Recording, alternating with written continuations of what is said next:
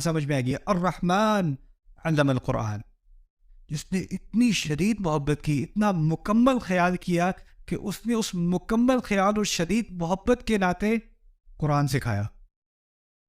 اس لیے قرآن سکھایا. ہم نے کیا بنا دیا قرآن کو؟ اور قرآن کس لیے سکھایا گیا تھا؟ کس محبت سے سکھایا گیا تھا؟ کیا لحاظ کر کے ہمارا سکھایا گیا تھا؟ ہم نے کیا بنا دیا قرآن کو؟ سبحان اللہ.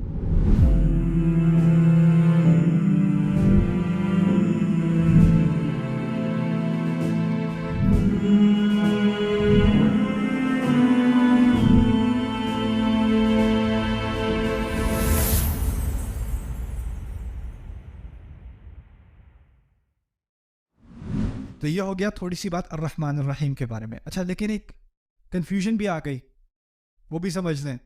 رب میں سربراہی کے، سرداری کے معنی تھے کہ نہیں تھے نا؟ مسئلہ یہ ہے کہ جب کسی کی اتھارٹی ہوتی ہے نا، تو آپ کی دو طرح کے مینیجرز ہوتے ہیں. ایک مینیجر ہوتا ہے کہ ایک ایک چیز چیک کر رہا ہوتا ہے، اس کو مائکرو مینجمنٹ کہتے ہیں. کیا کر رہے ہو؟ کتنا ٹائم لگے گا؟ اچھا دکھاؤ کیا کیا، ہر منٹ چیک کر رہا ہے. ایک مینیجر ہوتا ہے کہتا ہے اس ہفتے یہ کام مکمل کر لینا، میں جمعے کو چیک کر لوں گا، کھلی چھٹی. پورا اعتماد ہے کہ تم کر لو گے، مجھے بار بار تمہیں چیک کرنے کی ضرورت نہیں ہے. تم کہو میں گھر سے کام کر لوں، کام کر لو، جہاں سے بھی کرو، درخت سے لٹک کے کر لو، مجھے اس سے کوئی مطلب نہیں ہے. تم کام کر لو، جمعے کو مجھے دکھا دینا. ایسے بھی باس ہوتے ہیں کہ نہیں؟ ایک ہوتے ہیں جو ہر چیز کو مینج کر رہا ہے، اور دوسرا کھلی آزادی دے کے بس مجھے ریزلٹس دکھا دینا، یہ تمہاری ڈیڈ لائن ہے. اگر اللہ تعالیٰ ہمارے اوپر اقتدار رکھتے ہیں، رب ہیں، تو ان کا حق ہے وہ کسی بھی لمحے پوچھ لیں. لیکن دنیا کی زندگی کیسی بنائی ہے؟ کس قسم کی مینجمنٹ ہے اللہ تعالیٰ کی؟ نماز پڑھنی ہے، 5 وقت پڑھنا، نہیں پڑھنی سوتے رہو. ویسے پڑھنی چاہیے، میں اٹھاؤں گا نہیں. جھوٹ نہیں بولنا، جھوٹ نہیں بولنا. لیکن بولو گے تو آسمان سے کوئی بجلی آ کے نہیں لگے گی زبان پہ. بولنا ہے بولو، میں نے بتا دیا نہیں بولنا، باقی اب تمہارا ہے، تمہاری ذمہ داری ہے. ایسا ہی ہے نا؟ اس کی میں آپ کو انسانی مثال دیتا ہوں. ہمارے یہاں تو الحمدللہ دنیا میں اب غلامی نہیں رہی اس طرح کی، لیکن مثال کے طور پہ کہہ رہا ہوں. آپ فرض کریں کہ آپ میرے پاس آئے، آپ کہتے ہیں آج کے بعد آپ میرے غلام ہیں. میں کہتا ہوں چلو ٹھیک ہے، غلامی قبول کر لیجیے. آپ کی کیا کروں جی آپ کے غلام ہونے کے ناطے؟ بس یہ میں نے ایک دائرہ بنایا ہے، اس دائرے کے اندر رہنا، بس باقی کچھ نہیں، اس دائرے کے اندر رہنا. کہا جی یہ تو بڑا آسان کام ہے. اب میں دائرے کے اندر زندگی گزار رہا ہوں اور آپ مجھے دور سے دیکھ رہے ہو. ایک دن میں ذرا پھسل کے گر گیا دائرے کے اس طرف. جب میں دائرے کے اس طرف گرا، میری نظر فوراً کہاں گئی؟ مالک کی طرف. اوہ سوری سوری سوری، غلطی سے کونے پہ پھسل گیا تھا، اب نہیں ہوگا. میں کچھ بھی نہیں کہا، ایسے بس ایک لفظ نہیں کہا میں نے. میرے ذہن میں آیا ماشاء اللہ باس تو ویسے کافی ہلکا ہاتھ رکھا ہوا انہوں نے، اتنی کو سزا بھی نہیں ملی. تو 2-3 دن بعد مجھے تھوڑا خیال آیا کہ میں ذرا ایک اور دفعہ غلطی سے کر کے دیکھوں کیا ہوتا ہے. تو میں گرا، فوراً میں نے دیکھا جو میرے مالک ہیں وہ بیٹھے ہوئے چیئر پہ، اٹھے بھی نہیں چیئر سے. اور پھر میں کہوں سوری سوری، وہ کہتے اچھا جی یہ تو اتنا کوئی سیریس نہیں ہے جتنا میں پہلے سمجھ رہا تھا. میں پہلے بہت ڈرا ہوا تھا، کیونکہ مجھے لگا کہ اگر میں اس قانون کو توڑوں گا تو کوئی نہ کوئی کانسیکوینس ہوگا نا، کوئی ساتھ میں اس کے بارے میں مواخذہ ہوگا، کوئی سوال جواب. لیکن کچھ نہیں ہوا. تو اب میں کیا کرتا ہوں، ایک پاؤں ادھر، ایک پاؤں ادھر، ایک پاؤں ادھر، ایک پاؤں ادھر. اور پھر میں باس کو بھی، وہ بھی مجھے ایسے. اور پھر کچھ عرصے بعد میں دونوں پیر اس طرف اور گھوم پھر رہا ہوں، اور باس سے بھی، باس کہہ رہا ہے لنچ تیار ہے. یعنی تعلقات میں کوئی وہ ابھی بھی پرووائڈ کر رہا ہے، ابھی بھی خیال رکھے ہوئے ہے، اور میں لائن کے باہر ہوں لیکن کچھ نہیں کہا. اچھا میں 5-6 سال اس طرح گزار دیے اسی طرح سے. اس دوران میرے ساتھ وہ کچھ زیادہ رعایت نہیں کر رہا. اب وہ جو زیادہ رعایت کرتا ہے نا کوئی باس، تو اس سے امپلائیز کا کیا ہوتا ہے پتہ ہے؟ اوئے ہوئے ہوئے، میری ایک بہت پرانے زمانے میں میری ایک جاب تھی، میں پری اسکول ٹیچر تھا، kindergarten and preschool. اور پھر مجھے وہاں سے جب میں فارغ ہوا تو مجھے ایک جاب ملی، میں تیسری جماعت کو میتھ پڑھاتا تھا، میتھمیٹکس. تو جس اسکول میں پڑھاتا تھا ساری ٹیچرز جو تھیں وہ سینئر تھیں، اور بہت ہی یعنی بچے دیکھ کے ان کو، میں تو یہ نہیں کہوں گا کہ دادی یاد آ جائیں، دادی تو نائس ہوتی ہیں، دادی نانی، ان کو دیکھ کے قیامت یاد آ جاتی تھی. میں گیا کلاس میں نے کہا میں نے ان بچوں سے دوستی کرنی ہے، ان بچوں کو میں نے ڈرانا نہیں ہے. میں گیا، میں لطیفے سنا رہا ہوں، میں ٹیبل پہ کھڑا ہو کے ٹرکس کر رہا ہوں، یہاں پہ پینسل گھسا کے یہاں سے نکال رہا ہوں، کچھ کر وہ تالیاں بجا رہے ہیں، سرکس بنا ہوا ہے کلاس کے اندر. میں نے کہا یہ بچے مجھ سے اتنی محبت کریں گے، ایک دو دن بعد جب میں کہوں گا میتھ شروع کرو دل کھول کے پڑھیں گے. تو میں سمجھا یہ بڑی اچھی اسٹریٹجی ہوگی، میں اتنی محبت سے ان سے ڈیل کر رہا ہوں، کھلی آزادی دی ہوئی ہے. تیسرے دن میں نے کہا چلو بھائی بچوں اوپن اپ پیج 5. کیا ہوا پتہ ہے؟ ایک مجھے کہتا ہے نو، دوسرا ایک دوسرے سے کہتا ہے ڈو دا پینسل، وہ پینسل والی چیز کرے دوبارہ. میں نے کہا نہیں اوپن پیج 5. اور مجھے ابھی تک یاد ہے ایک بچہ وہ دیوار پیچھے کلاس کی دیوار پہ گیا، وہاں پہ وہ یہاں کھڑا اپنا نام لکھ رہا ہے دیوار پہ، اور وہ لکھ رہا ہے اور مجھے دیکھ رہا ہے. اور اس کا دوست اس سے کہہ رہا ہے یار ٹیچر تجھے دیکھ رہا ہے، تو کہتا ہے ہاں لیکن یہ اچھے ہیں. میں سمجھانا یہ چاہ رہا ہوں کہ اگر آپ کے ساتھ رحمت کی جا رہی ہے، آپ کا بہت خیال، بہت شدت سے محبت کی جا رہی ہے آپ کے ساتھ، اور اس محبت پورا مکمل خیال کیا جا رہا ہے، آپ نافرمانی کریں یا فرما برداری کریں، آپ کا پھر بھی خیال کیا جا رہا ہے، تو اس میں امکان کس چیز کا ہوتا ہے کہ آپ کو غلط فہمی ہو جاتی ہے کہ یہ تو نائس ہی نائس ہے، یہ تو ہے ہی اچھے نرم دل کے ہیں. اللہ تعالیٰ نے سوال پوچھا ہے قرآن میں، یا ایھا الانسان ما غرک بربک الکریم، انسان تجھے اپنا رب جو تجھ سے اتنا تجھ پر کرم کرتا ہے، کس چیز نے تجھے دھوکہ دے دیا؟ کیا اس کے کرم نے تو تجھے دھوکہ نہیں دے دیا؟ دھوکے میں تو نہیں پڑ گیا؟ تو جب کہا نا الرحمن الرحیم تو یہ خطرناک بات کہہ دی. رب تو وہ ہے، رب میں تو اتھارٹی آ گئی نا، اقتدار آ گیا، اور اس کے بعد فوراً تسلی دے دی کن الفاظ سے؟ الرحمن الرحیم. اب کوئی اللہ تعالیٰ کی حدود سے باہر جا کے اس نے ایک لکر سٹور کھول لیا، اس نے کوئی اور حرام بزنس شروع کر دیا اور حرکتیں شروع کر دی، اور اس کو تم کو یہ اللہ کی حدود سے باہر ہے یار، واپس آ جاؤ حدود کے اندر. یار تجھے نہیں پتا، ایک لیکچر میں نے سنا تھا الرحمن الرحیم، پتہ ہے کتنی چیزیں، 3 چیزیں ہوتی ہیں الرحمن کے اندر اور 2 ہوتی ہیں الرحیم کے اندر. چھٹی ہے نا الرحمن الرحیم میں، تو پھر بگاڑ کا سارا سامان ان 2 الفاظ میں، جتنی رحمت ہے اتنا ہی بگاڑ کا سامان بھی ہے.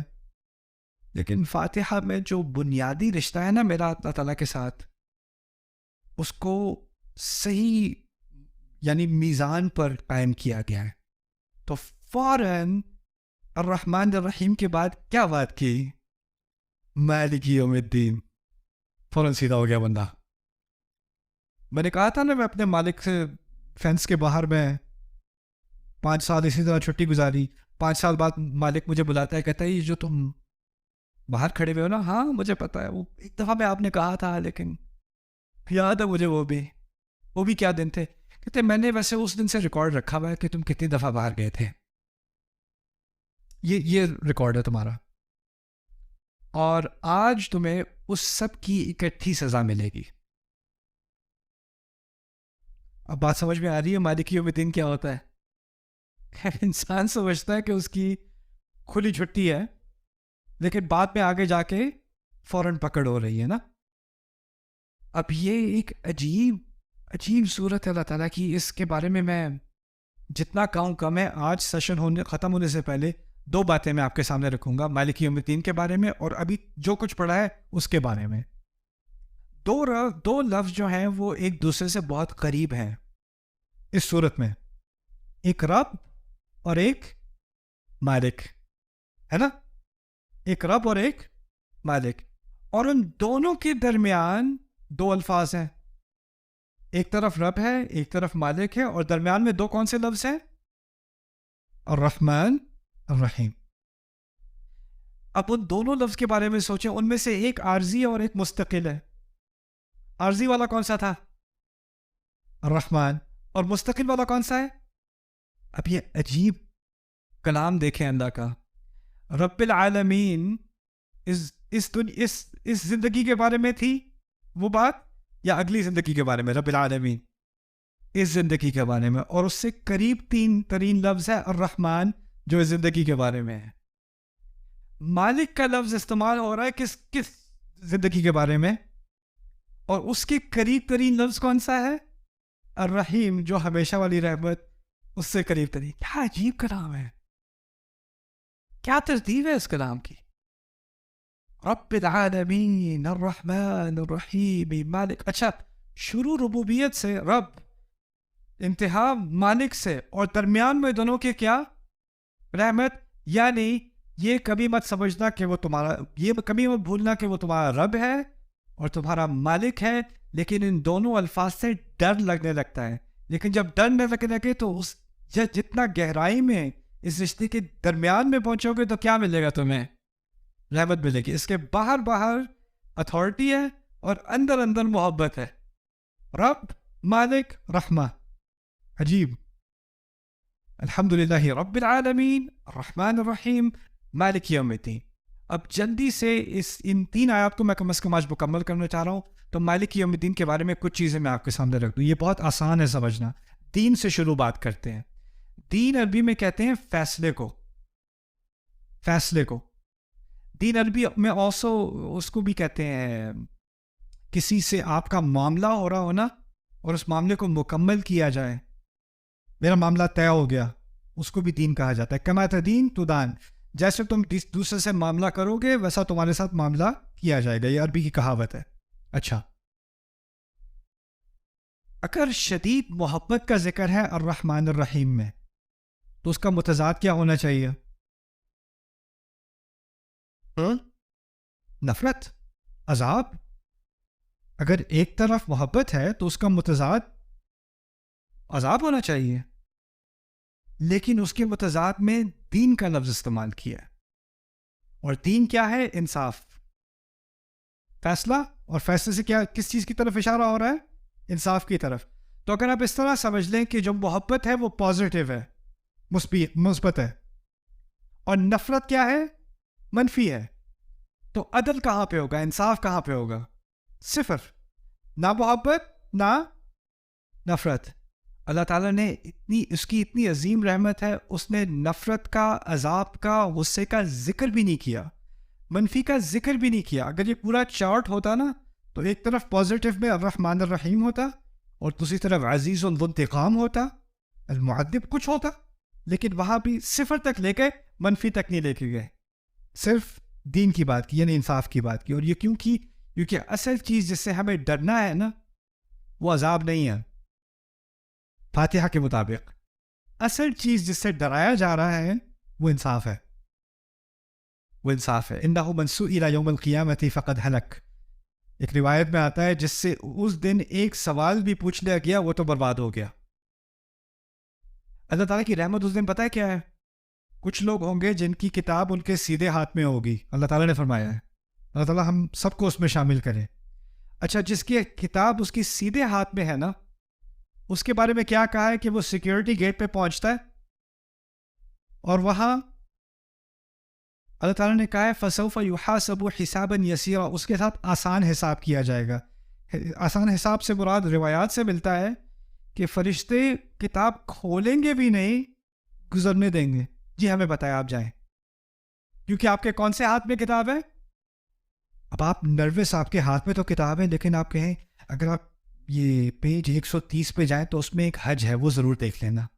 جیسے آپ کا پیپر ہوتا ہے نا، اس میں آپ نے بڑے الٹے سیدھے جواب دیے ہوتے ہیں، لیکن ایک صحیح جواب دیا ہوتا ہے تو اس کو آپ پہلے دکھاتے ہو ٹیچر کو، یہ والا یہ چیک کرنے ذرا، یہ والا اچھا یہ اگر پیج 503 پہ جائے تو وہاں ایک شاید ایک ليلۃ القدر تھی میرا خیال ہے اس میں ایک.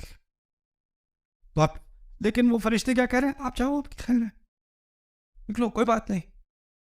عجیب ہے صاحب. دوسری طرف کہا ہے کسی کی کتاب ان لوگوں کے الٹے ہاتھ میں ہوگی، اللہ ہمیں ان میں سے نہ کرے، اور ان کی پیٹھ کے پیچھے ہوگی، ایسے ہوگی کتاب. نہ صرف الٹے ہاتھ میں، پیچھے. اب وہ خود بھی نہیں دیکھ سکتا کتنی خراب ہے. اس کو پتا ہے خراب ہے، اس کو یہ بھی نہیں پتا ہے کتنی خراب ہے. اب وہ بھی آ رہا ہے سامنے اور اس سے پوچھا جا رہا ہے. اب یہاں پر جب الدین کہا ہے نا، تو اس سے ہمیں اس بات کی طرف اشارہ مل رہا ہے کہ اللہ تعالیٰ اس دن کا بھی مالک ہے. جس طرح وہ رب اس دنیا میں ہے، اس دن وہ رب نہیں ہوگا، اس دن وہ کیا ہوگا؟ مالک. تو کیا نکل گیا؟ رب کے معنی میں سے کیا نکال دیا گیا؟ تحفے دینے والا، خیال کرنے والا، قائم رکھنے والا. جو اس کے نرم معنی تھے نا وہ سارے نکل گئے، اور کیا رہ گیا؟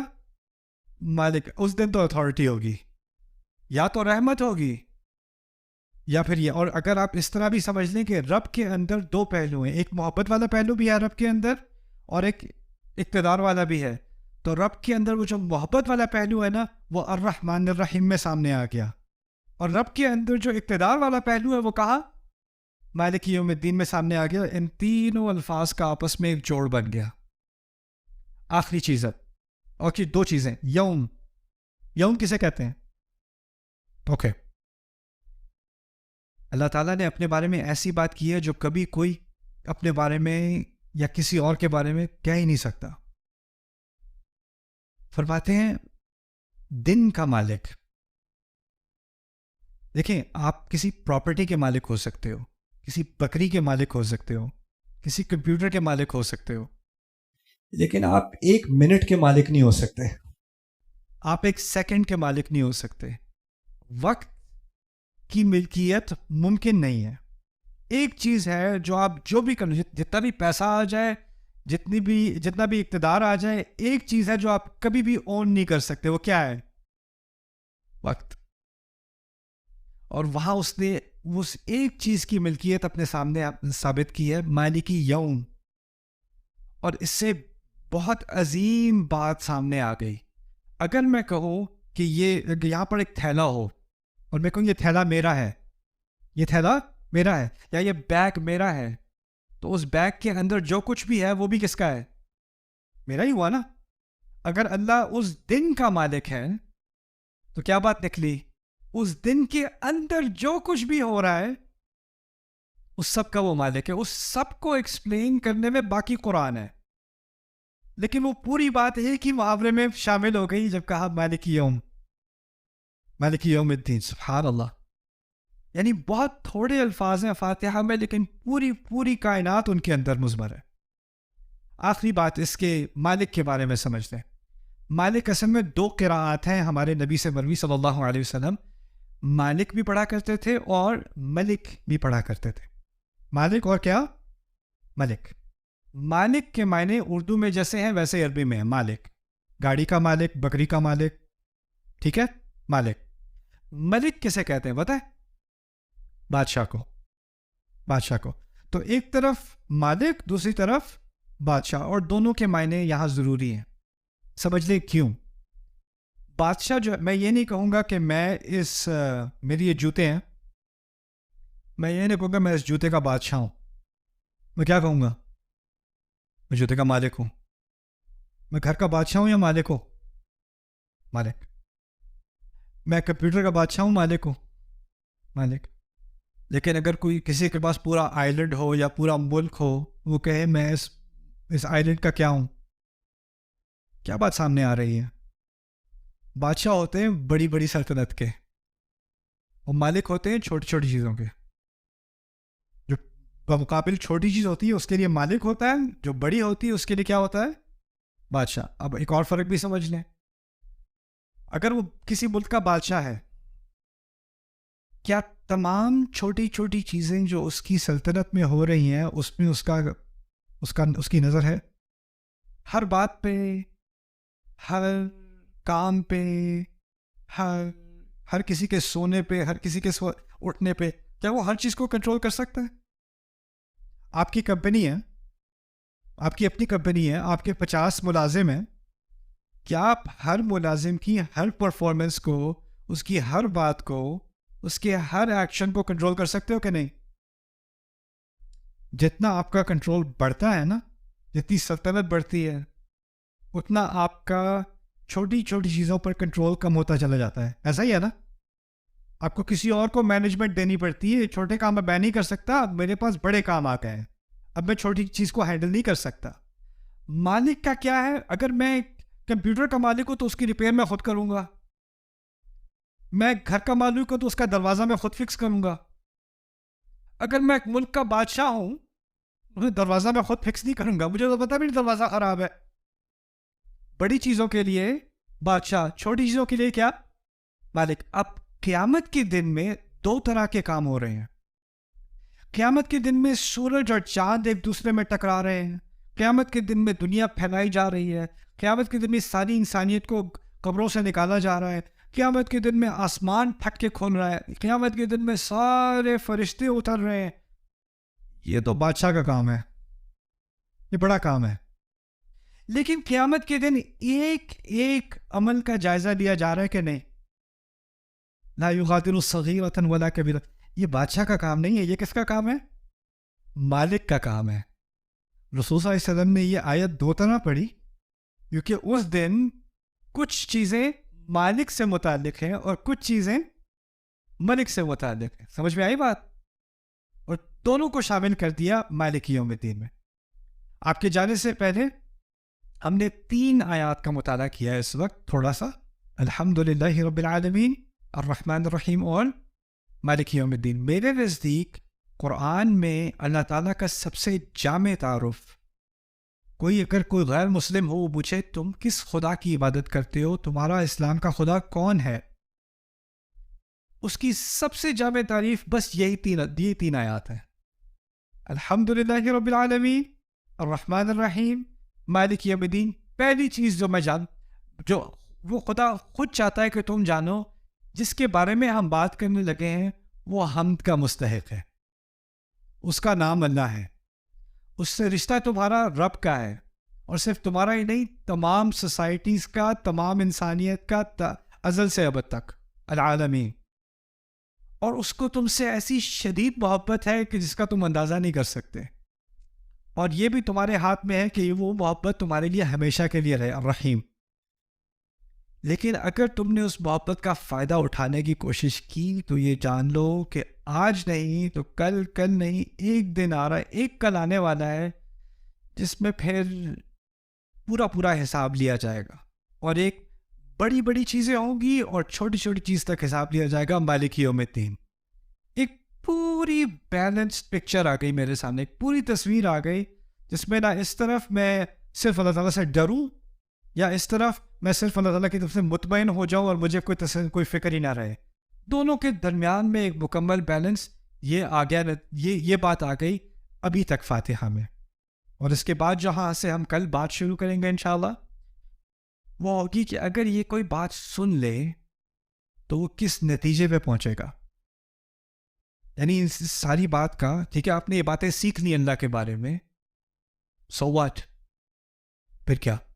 اس کا نتیجہ کیا نکلنا چاہیے؟ اگلی آیت اصل میں ان 3 آیات کا نتیجہ ہے کہ جو ان 3 آیات کو سمجھ لے وہ کہاں تک پہنچے گا، کس فیصلے تک پہنچے گا، اور خود ہی سے پہنچے گا. اس سے کہا نہیں جائے گا عبادت کرو، اس لیے عبادت کرو، یہ نہیں کہا گیا. کہا ہے ایاک نعبد، ہم صرف تیری ہی عبادت کرنے کو تیار ہیں، کرنے آئے ہیں. یعنی ہم اپنے آپ کو والنٹیئر کر رہے ہیں، ہم اپنے آپ کو اس نتیجے پر پہنچا رہے ہیں. اس کے بارے میں انشاءاللہ یہاں سے آگے جو اصل معجزات ہیں اس صورت کے وہ آگے آنے والے ہیں انشاءاللہ. اس پہ کل ملاقات ہوگی.